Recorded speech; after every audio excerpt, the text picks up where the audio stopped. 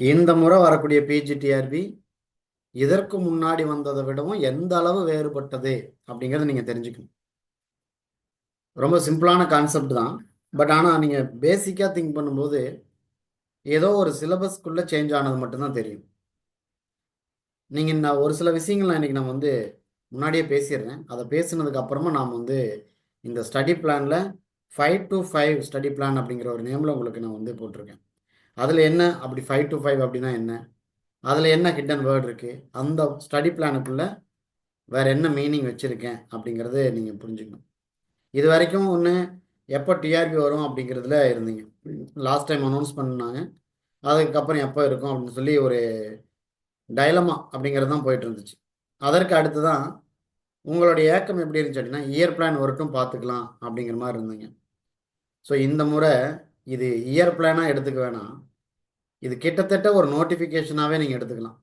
இதற்கு முன்னால் வந்த பிஜிடிஆர்பி பற்றின இயர் பிளான் எல்லாத்தையும் நீங்கள் மறந்துடுங்க. இந்த ஆண்டு வெளியிட்டக்கூடிய டிஆர்பியினுடைய இயர் பிளான் அப்படிங்கிறது ஒவ்வொன்றுமே ஒரு நோட்டிஃபிகேஷனுக்கு சமமானது. ஸோ இதில் எந்த ஒரு சேஞ்சஸும் இருக்காது. அவங்க என்ன டேஸில் பிளான் பண்ணியிருக்காங்களோ அது பிளான் பண்ணின டே படி தான் அது நடக்க போகுது. அல்லது மந்த் ஆஃப் எக்ஸாம் அப்படிங்கிறது நவம்பர் அப்படிங்கிறத நீங்கள் ஃபிக்ஸ் பண்ணிக்கலாம். அதில் எந்த ஒரு மாற்றம் இல்லை. அதையும் தாண்டி உங்களுக்கு ஒரு காட் கிஃப்டடான ஒரு விஷயம் என்னென்னா, உங்ககிட்ட 7 months கையில் இருக்குது. உண்மையில் ஒரு நோட்டிஃபிகேஷன் வந்தால் கூட ஒரு 7 months இருக்கிற மாதிரி நோட்டிஃபிகேஷன் இருக்காது. 2 மாதம் அல்லது 3 மாதம் தான். பட் ஆனால் இந்த முறை நோட்டிஃபிகேஷன் வந்ததுக்கு சமமானது இந்த இயர் பிளான். கண்டிப்பாக எந்த சேஞ்சஸும் இருக்காது. சொன்னது சொன்னபடி அந்த தேதியில் நடத்துவாங்க.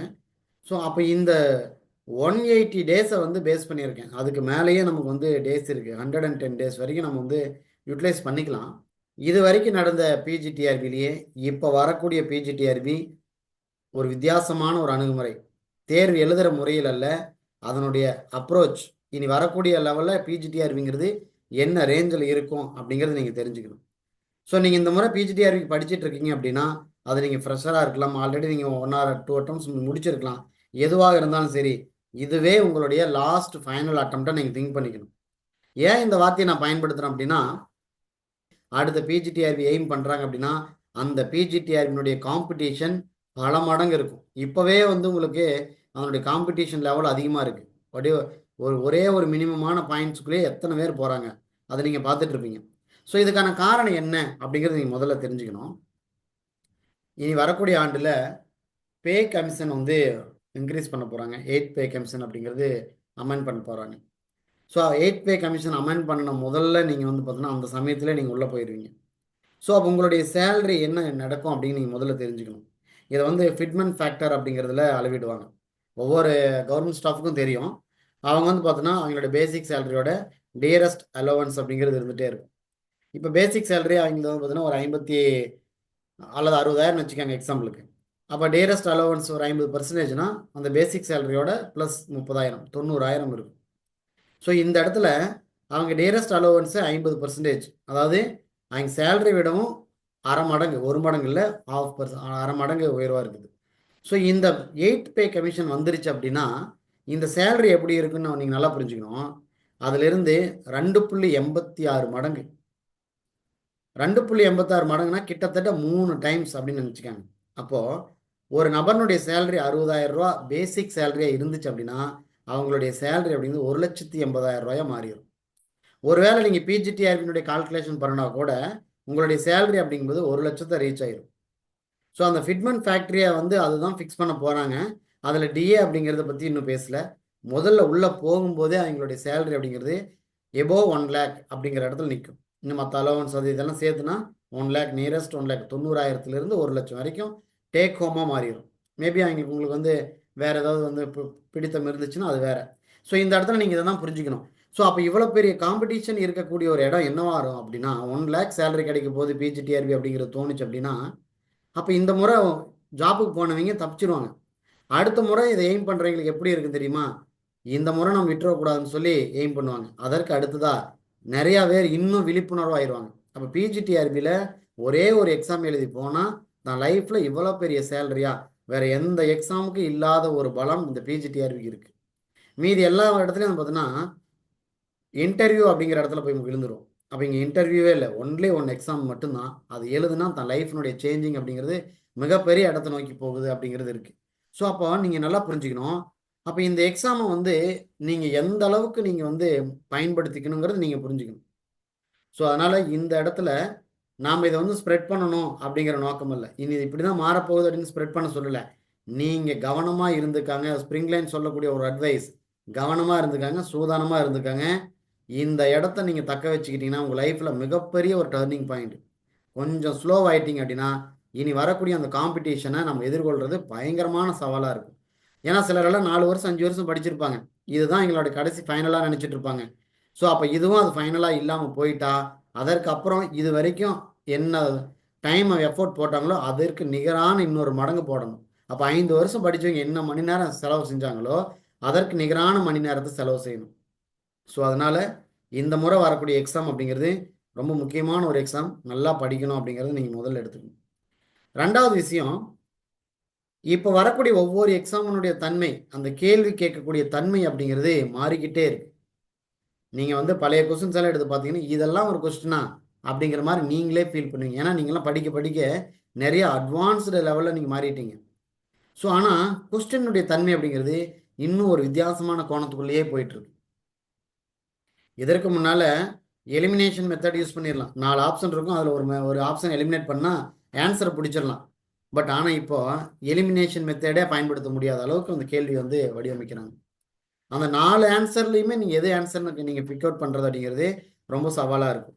இப்போ படித்தவனும் படிக்காதவனுடைய மார்க்கும் நியரஸ்ட் மார்க்காகவே இருக்கும். அப்போல்லாம் படிச்சிருந்தா அப்படின்னா படித்தவனால் மட்டும்தான் அதை ஆன்சர் பண்ண முடியும். இப்போ வரக்கூடிய கொஸ்டின்ஸ் எப்படின்னா படித்தவனுக்கும் தெரியாது, படிக்காதவனுக்கும் தெரியாது, ரொம்ப நியரஸ்ட்டாக இருக்கும். ஸோ உங்களுக்கு அப்போ நான் இங்கே ஒரு விஷயத்தை நல்லா புரிஞ்சுக்கணும். அப்போ நான் படிச்சுட்டு போகிறேனே, அப்போ எனக்குன்னு ஒரு வேல்யூ இருக்காதான்னு நீங்கள் கேட்டக்கூடாது. இப்போ ஒரே ஒரு விஷயம் அங்கே தான் இருக்குது. 50% கேள்வி எல்லாத்துக்கும் கடினமாக இருக்கும். மீதி இருக்கக்கூடிய 50% கேள்வி தான் உங்கள் வாழ்க்கையை தீர்மானிக்கும். ஸோ அந்த 50% கேள்விக்கு தான் நீங்கள் வந்து ஒர்க் அவுட் பண்ண போகிறீங்க. ஸோ அந்த ஒர்க்லோட் அப்படிங்கிறது பன்மடங்கு இருக்கணும். A to Z, nook and corner எல்லாத்தையும் தரவாக படிச்சுட்டு போகணும். ஸோ அதுவே உங்களுடைய வெற்றியாக இருக்கும். ஸோ நம்ம இந்த ஷெடியூலில் வந்து பார்க்கறதுக்கு முன்னால் நான் உங்களுக்கு அந்த இடத்துல என்ன சொல்கிறேன் அப்படின்னா, இங்கே வெற்றி அப்படிங்கிறது இந்த கடின உழைப்புக்கு கண்டிப்பாக கிடைக்கும்.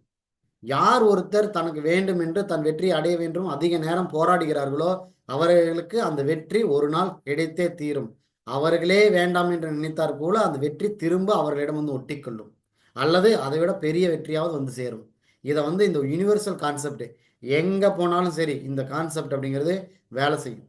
ஸோ அதனால் இப்போ நீங்கள் வந்து கடினத்தன்மையை பற்றி யோசிக்க வேணாம். 50% தான் நம்மளால் படிக்க போகிறோம், மீதி 50% எதுனே தெரியாத ஒரு இடத்துல மோத போகிறோம் அப்படின்னு சொல்லி அதை நீங்கள் நெகட்டிவாக எடுத்து வேணாம். ஆனால் உங்களுடைய பலம், உங்களுடைய முயற்சி, உங்களுடைய அதற்காக நீங்கள் எடுக்கக்கூடிய எஃபோர்ட் இது வந்து உங்களை ஜெயிக்க வச்சிடும். ஸோ அதனால் நீங்கள் நான் முன்னாடி சொன்ன 2 விஷயத்தை கண்டு நீங்கள் பயந்துக்கவே வேணாம். ஒன்று, இனி வரக்கூடிய காம்படிஷன் அதிகமாக இருக்கும் அப்படின்னு சொல்லி நீங்கள் பயந்து பிரேக் எடுத்துடவும் கூடாது, அதை வந்து சலிப்பாயிடவும் கூடாது.